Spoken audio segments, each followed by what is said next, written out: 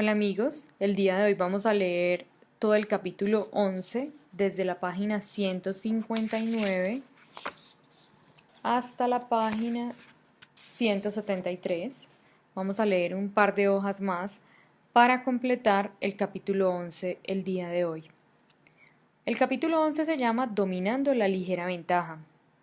Comillas, hay una cualidad que uno debe poseer para ganar y es la definición del propósito, el conocimiento exacto de lo que uno quiere y un deseo ardiente de poseerlo. Napoleón Hill, piense y hágase rico. Cuando usted era pequeño, se desplazaba por el mundo gateando sobre las manos y las rodillas.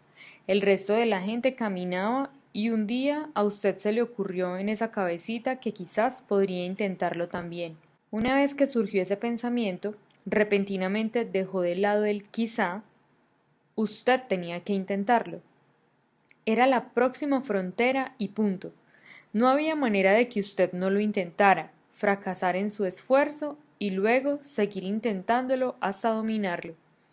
Entonces, paso a paso, literalmente, usted comenzó a desarrollar las habilidades necesarias para caminar. Primero lo declaró, tal vez no en esas palabras. Las palabras eran un mundo aparte que todavía ni se le había ocurrido explorar. Al igual que el beisbolista Babe Ruth cuando señalaba el perímetro del campo de juego antes de pegar un home run, usted balbuceó, gruñó y farfulló, declamando de la única manera que sabía hacerlo. Prepárense, estoy por caminar. Luego se aferró de algo más alto que usted y se incorporó hasta ponerse de pie. Y ahí permaneció agarrado del corralito, de una silla o de su animal de peluche más grande, con las piernas temblorosas y con incertidumbre. Usted se soltó, sea a propósito o por accidente, y realmente no importó porque el resultado fue el mismo. Cataplum, cayó al piso. Y luego, enseguida, más tarde ese día o al día siguiente, volvió a intentarlo. Y luego lo intentó otra vez, hasta que finalmente pudo ponerse de pie, solito, sin agarrarse de nada. Acto seguido, dio un paso, y en ese paso usted asumió el manto del dominio. Sí, el dominio, en ese momento. No, todavía no había aprendido a caminar, no con el paso seguro que adquiriría en el futuro, y sí, probablemente volvió a caerse un minuto más tarde. Pero eso no importaba. Usted había dado el paso de Neil Armstrong y estaba encaminado. Pasitos de bebé. Lograr el dominio no es un lugar cacareado y elevado donde solo habitan unos pocos de la élite. La búsqueda de toda meta, objetivo o sueño, sea personal, profesional, espiritual o de otra índole, es un trayecto de la ligera ventaja de mejora, aprendizaje y refinamiento constantes. Pero el dominio no es un estado elevado que yace al final del camino, es un estado mental que yace al principio del mismo. El dominio es el acto de poner el pie en el camino y no de llegar a su fin. No es necesario que nazca con habilidades excepcionales para ingresar a la esfera del dominio, ni tampoco está reservada para los supertalentosos. Ni siquiera tiene que haber comenzado temprano. El trayecto ascendente del éxito sobre la curva de la ligera ventaja está abierto a todos los que están dispuestos a subirse al camino y permanecer en él. Pero usted llegará a conocer el camino únicamente si se sumerge de lleno en el proceso y la evolución diaria. Es así como adquirirá y refinará las habilidades y la conciencia que necesitará para dominar la ligera ventaja y por lo tanto dominar su éxito y su vida. Y todo lo que se necesita es dar el primer paso. Aquí está usted, terminando de dar su primer paso. Sabe que la gente grande que ha estado observando camina dando un paso detrás de otro. Usted los ve hacerlo. Pie derecho, pie izquierdo, pie derecho, pie izquierdo. Y entonces lo intenta. Termina de dar ese primer paso tentativo y épico y se prepara para dar el segundo, cuando de repente, cataplum, lo intenta otra vez y otra vez y otra vez. Después de días de caminar alrededor de la mesa de la sala, alternando torpemente los piecitos, mientras se agarra de los dedos de mamá o papá, finalmente logra coordinar su primera secuencia de 2 pasos, luego 3 y 4, y luego solo, sin ayuda, y con los aplausos y vitoreo de su orgullosa familia, usted da esos pasitos de bebé recientemente afianzados, uno a la vez, y ya está caminando. En el proceso de aprender a caminar, pasó más tiempo cayéndose o levantándose. Si fue como la mayoría de los bebés, fracasó, se cayó, más de lo que triunfó, caminó. No importaba, estaba en el camino de lograr el dominio. ¿Alguna vez se le cruzó la idea de darse por vencido? ¿Se dijo alguna vez, parecería que no estoy hecho para caminar? ¡Qué pena! Parece que tendré que gatear el resto de mi vida. En realidad no está tan mal. Si uno se detiene a pensar, no será tan difícil acostumbrarme a ello. Claro que no. Estaba en el camino del dominio. Yo era amo y señor. Era solo cuestión de que su destreza para caminar se pusiera al día. Caerse todo el tiempo era realmente incómodo porque dolía, y usted se veía bastante tonto tirado en el piso como un escarabajo panza arriba. Pero siguió intentándolo. ¿Por qué? Porque la gente exitosa hace aquello que la gente fracasada no está dispuesta a hacer. Y esto es lo fascinante. Todos los bebés son exitosos. De bebés, todos somos amos y señores. Así es como fuimos diseñados. Todos los recién nacidos entienden instintivamente la ligera ventaja. Solo abandonamos el empuje natural hacia el éxito y nuestra capacidad de dominio en el transcurso de esos 40.000 no. ¿Hay alguna situación en su vida de hoy en que se dio por vencido y decidió seguir gateando el resto de su vida en vez de buscar lo que realmente desea y lo que verdaderamente se merece? ¿Abandonó la capacidad de crear una meta, perseguirla y concretarla? Si es así, debe preguntarse, ¿por qué es tan difícil o imposible hacer algo hoy que no tuvo problema en hacer cuando tenía menos de un año de edad?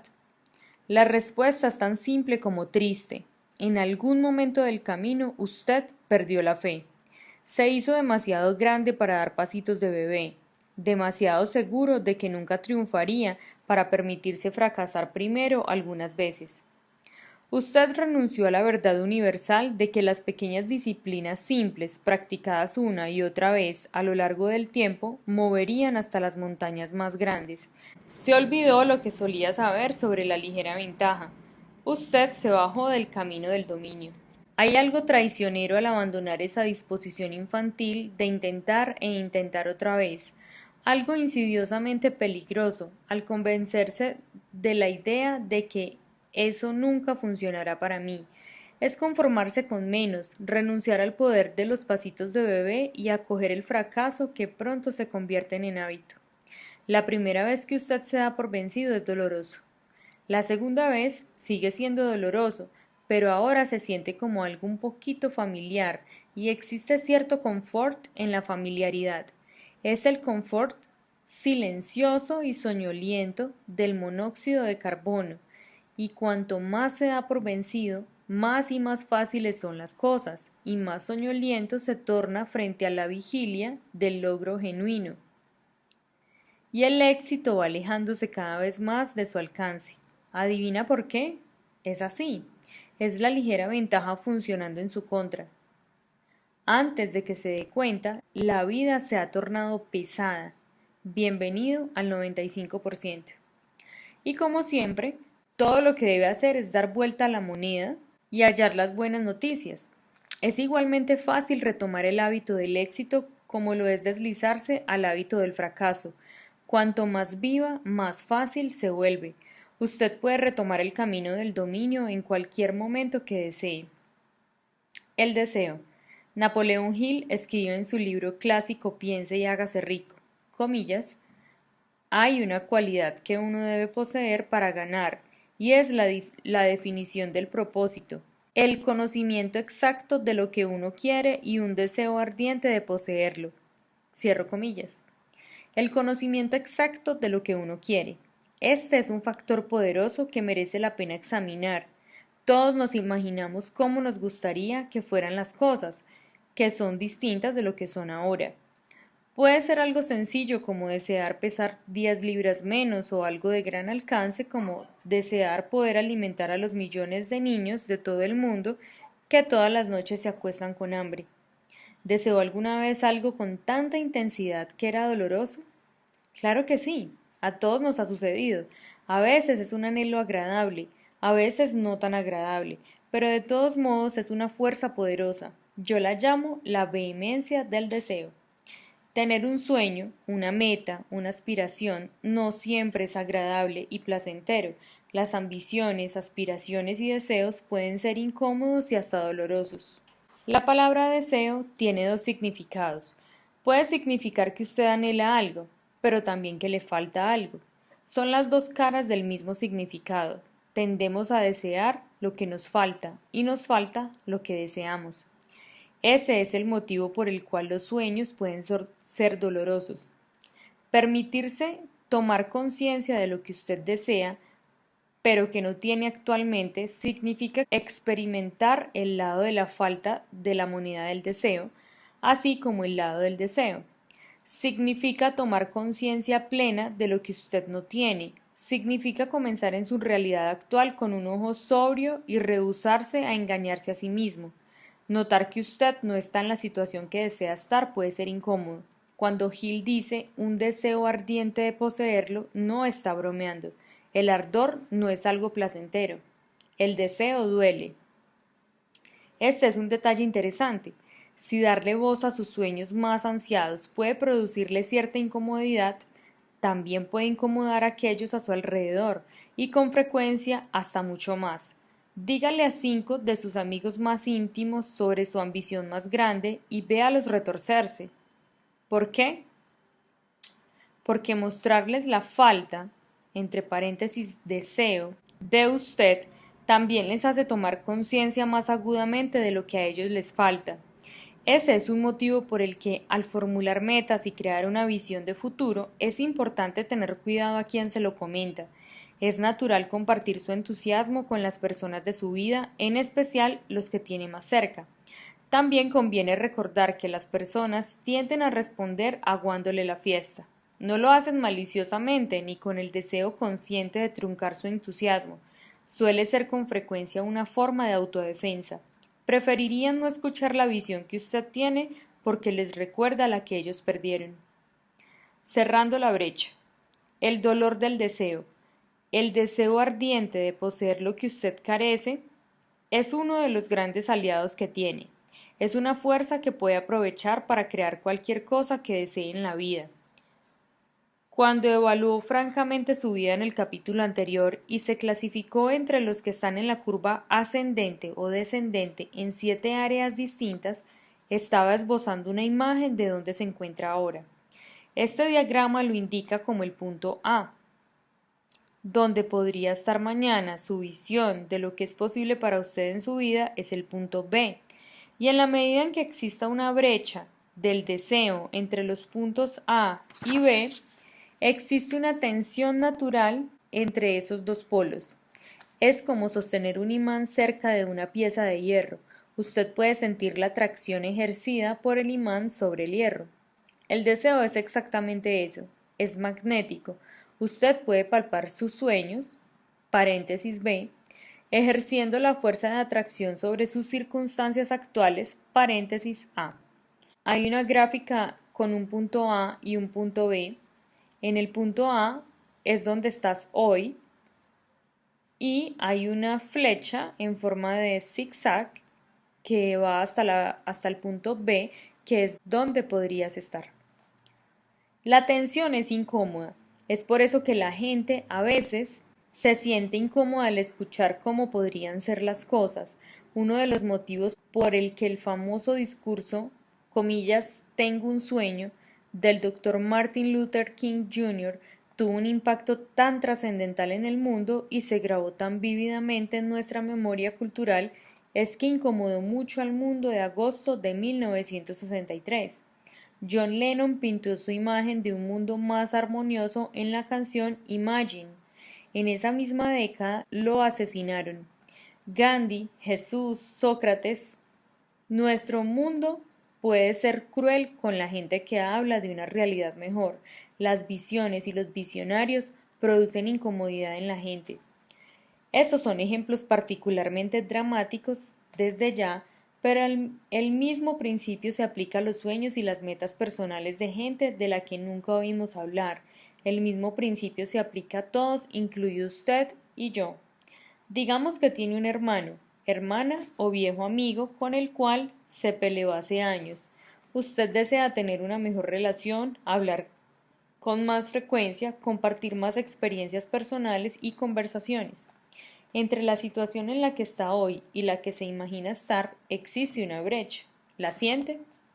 O digamos que usted es muy trabajador, gana buen dinero, pero no tiene un plan sólido de jubilación y no sabe cómo podrá vivir holgadamente cuando llegue a los 70.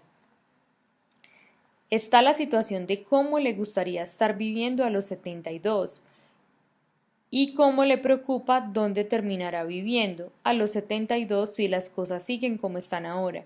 Entre esas dos existe una brecha. ¿La siente? ¿Tiene metas de salud o estado físico? ¿Metas profesionales? ¿Metas para sus hijos? ¿Sueños de vivir en otro lugar? ¿De dedicarse a otra cosa? Cada una de esas imágenes que tiene de cómo podrían ser las cosas que en el momento no lo son, crea una brecha con su realidad actual. La mayoría de la gente cuando se ve enfrentada a problemas más grandes y distintos de los que ya maneja, inmediatamente se siente derrotada o desviada de su rumbo.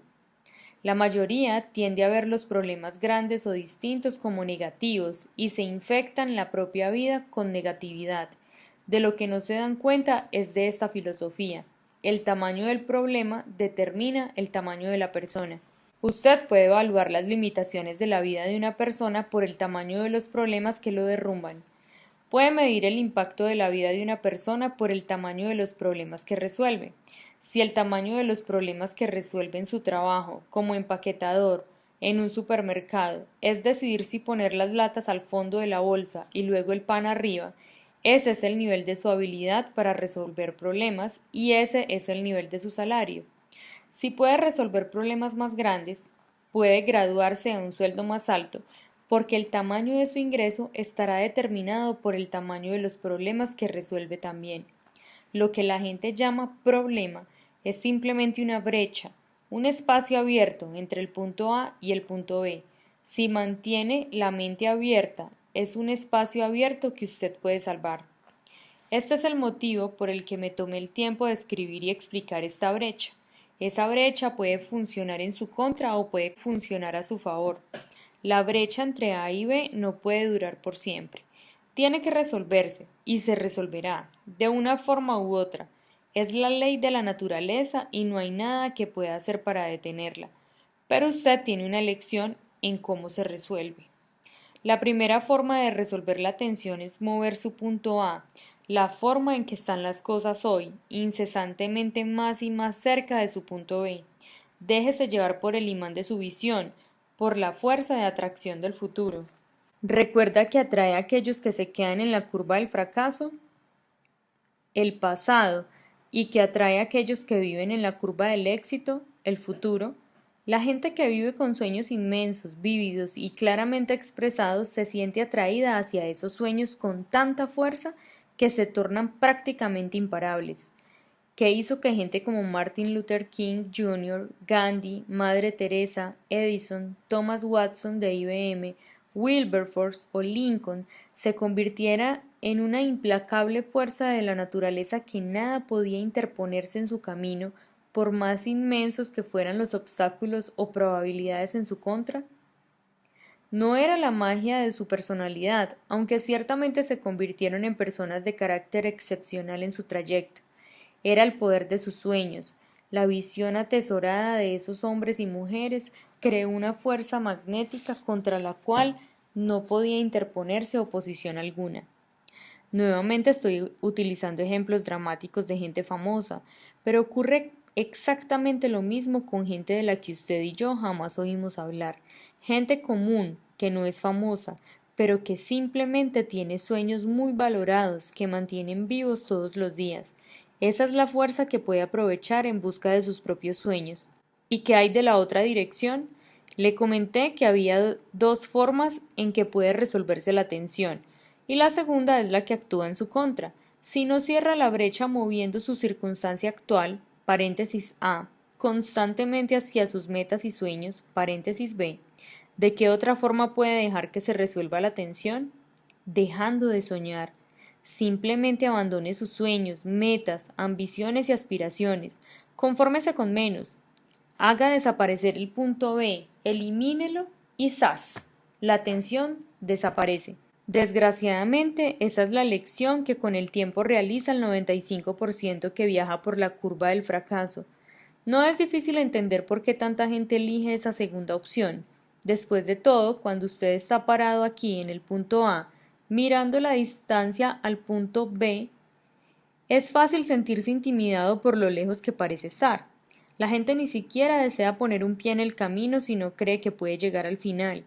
¿Para qué siquiera intentarlo? Si la montaña es así de grande, ¿para qué dar el primer paso? Lo más probable es que jamás lo logre de todos modos. Cuando el recorrido parece adquirir enormes proporciones, la elección de es fácil no hacerlo es mucho más atractiva que elegir fácil de hacer. Vamos, aprieta el botón de repetición de alarma. ¿Quién se va a enterar de la diferencia? Pero recuerde, usted tiene que ir en una dirección o en la otra. No se puede quedar inmóvil. El universo es curvo y todo está en constante cambio. Existen solo dos posibilidades. O abandona la situación en la que está ahora y llega a donde podría estar, o se aferra al lugar donde está y abandona a donde podría estar. Usted está yendo a conseguir sus sueños o a renunciar a ellos, estirándose hasta alcanzar lo que podría hacer o conformándose con lo que es. Sencillamente no hay un punto intermedio. Recuerde que esta es la ligera ventaja, y no hacer nada significa ir para abajo. La decisión es suya. La mayoría engañosa. Las dos curvas de la ligera ventaja, la curva del éxito y la curva del fracaso, típicamente corren paralelas durante un largo tiempo. Los dos caminos pueden estar tan cerca que es casi imposible para la mayoría de la gente siquiera ver la distinción entre ellos. Luego, de repente, dan un viraje. La curva del éxito se dispara como un águila remontando vuelo, y la curva del fracaso se desploma hacia abajo como la caída de la bolsa de valores. La gente que vive arriba, aquellos que asumen responsabilidad, vive una vida que en cierto modo es incómoda. La gente exitosa hace lo que la gente fracasada no está dispuesta a hacer, lo cual significa con frecuencia vivir fuera de los límites del terreno conocido. Cuando usted es uno de cada 20, siempre va a estar yendo en la dirección opuesta de los otros 19. La gente del otro lado anda con las masas y su vida suele ser más cómoda durante ese primer periodo largo, pero se vuelve más incómoda a futuro.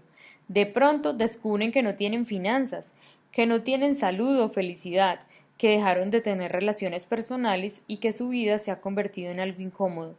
En contraste, aquellos en la curva del éxito terminan cada vez más cómodos a medida que avanza su vida, porque durante el transcurso del tiempo siguen teniendo finanzas, salud y felicidad, relaciones y éxitos. En efecto, tienen más de esas cosas. Eso significa cambiar la manera de pensar sobre su terreno conocido. Es un cambio de filosofía. Significa aceptar vivir incómodamente a fin de lograr una vida que sea genuinamente cómoda y no engañosamente cómoda. Se dice que el gran filósofo alemán Arthur Schopenhauer observó lo siguiente: toda gran verdad pasa por tres etapas. Primero, se le ridiculiza. Segundo, se le rechaza con violencia. Tercero, se le acepta como algo evidente.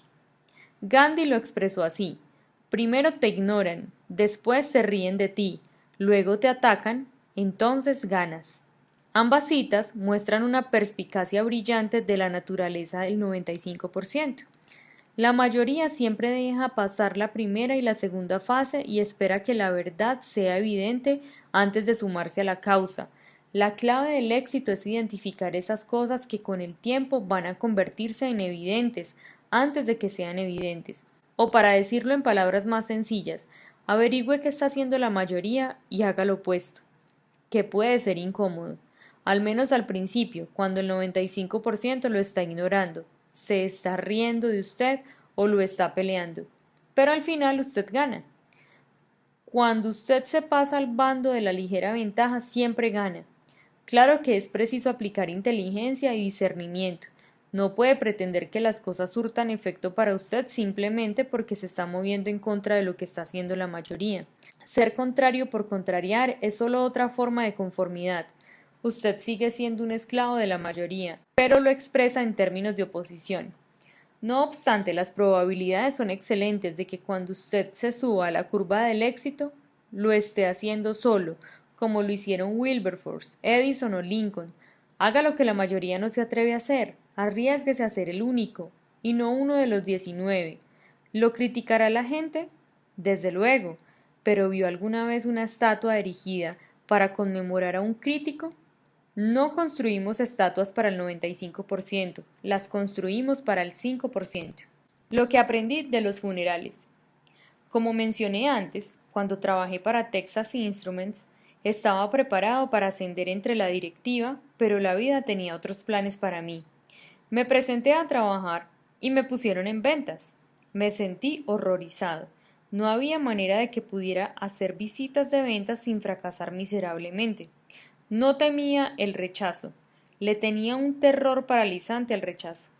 Iba a tener que renunciar a ese trabajo en ese instante y volver a estudiar un posgrado como perro con la cola entre las patas. Pero para ese momento yo sabía que la gente exitosa hace aquello que la gente fracasada no está dispuesta a hacer. Me sentía entre la espada y la pared. Tenía que hacerlo y lo sabía. Para mi primera visita de ventas estudié los archivos de los clientes y encontré la cuenta más pequeña e insignificante que pude. Una tienda farmacéutica diminuta en Gainesville, Florida. Supuse que si iba a crear un problema, mejor hacer el menor daño posible. Manejé 2 horas y media para llegar a la tienda. Pálido del miedo, estacioné y me quedé en el estacionamiento una buena media hora, acercando la cara a la rejilla del acondicionador de aire que estaba encendido a toda marcha y sudando a chorros. Estaba aterrorizado. En ese momento lo más fácil del mundo hubiera sido quedarme en ese automóvil. En lo profundo, aunque todavía no tenía clara la filosofía de la ligera ventaja en mi vida, sabía que este pequeño error acumulado durante el tiempo me despojaría de todos mis sueños. Al prepararme para hacer mi primera visita de ventas, había estado literalmente orando para pedir ayuda. Y como suele suceder, cuando uno formula una pregunta con toda sinceridad, se me presentó la respuesta. En este caso, la respuesta fue un artículo que de casualidad había leído en una revista 1 o 2 días antes, un artículo sorprendentemente sobre funerales. Según leí, en un funeral normal, unas 10 personas lloran. No podía creerlo. Tuve que leer el párrafo una y otra vez para cerciorarme de que lo había entendido bien. ¿10 personas nada más? Quiere decir que paso por mi vida, dedico años soportando tribulaciones, logros, alegrías y sufrimientos, y al final de todo hay solo 10 personas en el mundo que se molestan en asistir al funeral y llorar por mí. Seguí leyendo el próximo párrafo. Fue de mal en peor. Una vez que esas 10 o menos personas habían sacado sus pañuelos y se habían sonado la nariz y mi funeral había terminado, el factor número 1 que determinaba cuánta gente continuaba del funeral al entierro era el clima. ¿El clima? Sí. Si justo llovía, comentaba el autor del artículo, el 50% de las personas que asistieron a mi funeral decidían que tal vez no iban a presenciar el entierro y se volvían a su casa. En verdad no podía creerlo. Quiere decir que estoy ahí muerto, en la gran conclusión de todo lo que dije e hice, de todo lo que yo llamo mi vida, en esos momentos finales cuando mis seres más queridos e íntimos relatan, reconocen y conmemoran mi existencia entera y cuya vida yo toqué tan profunda e intensamente, y la mitad de la congregación se va en medio de la despedida porque empezó a llover. Eso me deprimió de verdad, cuando lo leí la primera vez, pero ahora sentado en mi vehículo afuera de esa pequeña tienda farmacéutica en Gainesville, descubrí que era liberador. ¿Sabes qué? Pensé, me importa un bledo lo que piense la gente sobre lo que hago. Si no es muy probable que vayan a llorar en mi funeral y que sea difícil que se queden para el entierro si el cielo decide llorar por mí más de lo que lloró la gente, ¿Por qué pierdo tanto tiempo preocupándome por lo que piensan ahora? ¿Por qué debo temer el rechazo? ¿Qué me importa que me den 1 o 2 portazos en la cara? ¿Por qué me debe preocupar lo que piensa la mayoría o lo que dice, piensa o hace el 95%? Enfrentarse a la verdad de su propia muerte también puede acercarlo cara a cara a algunas verdades importantes de la vida. Ese artículo sobre los funerales me había ampliado el territorio conocido y me dio una ventaja de valor, una diminuta ventaja, pero una ventaja que antes no había tenido, una ligera ventaja. Finalmente me armé de todo el valor que pude. Apagué el motor, entré y di lo que sin duda en mi opinión fue la peor presentación en la historia de las ventas. No compraron ni una cosa. En ese sentido fue un total fracaso, pero cuando regresé a mi automóvil estaba eufórico. Había destrozado la visita de ventas y concretado una victoria en mi vida. Unos días más tarde, de casualidad, estaba pensando en ese artículo otra vez mientras estaba en mi vehículo nuevamente, esta vez detenido en el tránsito. En ese momento miré por la ventana y entendí por qué el tránsito estaba detenido, por un cortejo fúnebre que pasaba. Tardó menos de 1 minuto porque había pocos autos. A medida que el tráfico comenzó a circular otra vez, pensé en la persona recostada en el coche fúnebre. ¿Había vivido su vida entera preocupándose de lo que pensaba la gente? Y de pronto me di cuenta. ¿Quién tiene largos cortejos fúnebres? ¿En qué funerales lloran miles de personas? ¿Por quién lloran millones de personas? Por aquellos que hacen lo que otros no están dispuestos a hacer, por la gente para quien erigimos estatuas, por Martin Luther King, por Gandhi, por Madre Teresa, por Lincoln. Se ofician gigantescos funerales y enormes multitudes, incluso naciones enteras, lloran la muerte de aquellos que pasaron su vida sin preocuparse de lo que pensaban los otros. Ese sí que es un efecto de onda expansiva. Ese sí que es el dominio. Relatos personales de los lectores de La ligera ventaja. Al poco tiempo de que naciera mi hija, recurrí a regañadientes al programa estatal WIC de asistencia materno-infantil porque me proporcionaba leche para ella, leche que yo no podía comprar. Fue un momento claro y definitivo en la vida. Tenía apenas más de 20 años y mi vida se estaba desmoronando rápidamente en todas las categorías: finanzas, familia, estado físico, fe, amigos, diversión y libertad. Me daba cuenta de que mi situación en la vida era el resultado total de las decisiones que había tomado en los últimos 5 años, y casi todas ellas me habían conducido por el camino de la caída gradual. En lo profundo de mi ser sabía que tenía que pasar de una vida de recibir a una vida de responsabilidad. Tomé una decisión que fue crítica.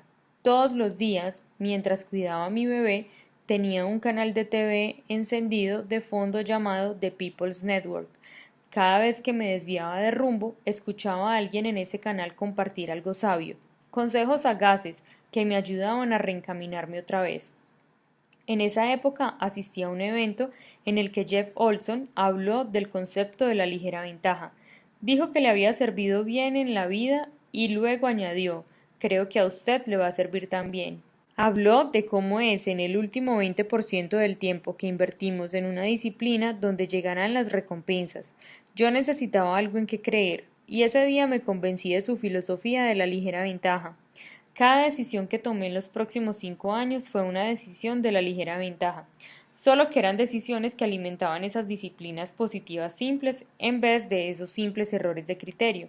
La mayoría de mis decisiones ahora me conducían por el camino del crecimiento. Jamás olvidaré esos días de dificultades. Me desviaba del camino, me encauzaba, me desviaba, me encauzaba.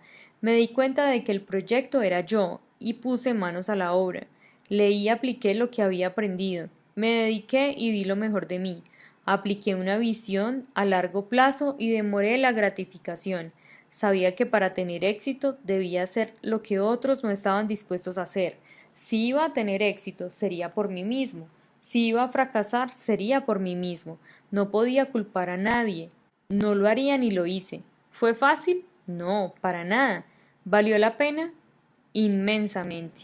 Con el tiempo comencé a alcanzar la magia del 20%, ese punto crítico del cambio de la ligera ventaja en mis finanzas y en mi familia, mi estado físico, mi fe, mis amistades y sí, la diversión y la libertad posteriormente. Me convertí en la prueba viviente de que la ligera ventaja funciona. Desde ese momento he enseñado la filosofía de la ligera ventaja a audiencias en más de 20 países.